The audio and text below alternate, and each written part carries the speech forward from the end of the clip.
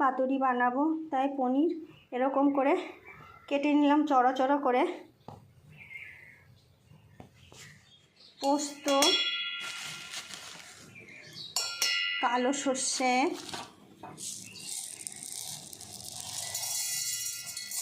কাঁচা লঙ্কা পেস্ট করে নেব।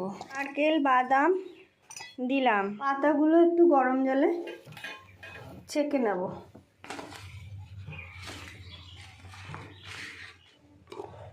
বাটা মশলাটা নিলাম, পরিমাণ মতো নুন আর হলুদ দিলাম, কাঁচা তেল দিলাম,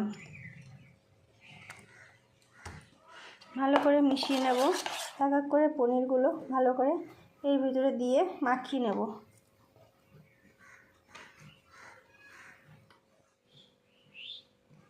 এটা দিয়ে একটু মশলা দিয়ে এবার এরম করে ভাঁজ করে দড়ি দিয়ে বেঁধে দেবো।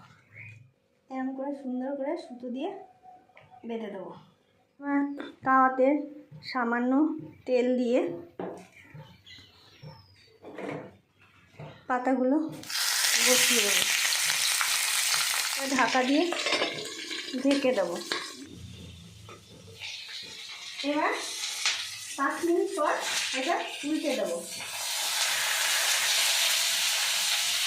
2 মাস করে আবার রেখে দেবো উল্টে। দেখুন কি সুন্দর হয়েছে, পুরো পাতাগুলো লাল লাল হয়ে এসছে। এবার নামিয়ে নেব। পাতুরিগুলো হয়ে গেছে, খুলে দেখাচ্ছি কেমন সুন্দর পাতুরি হয়েছে।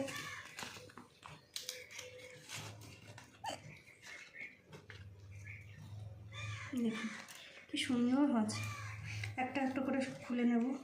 সুন্দর হয়েছে। আপনাদের যদি ভালো লেগে থাকে অবশ্যই লাইক করবেন আর কমেন্টে জানাবেন।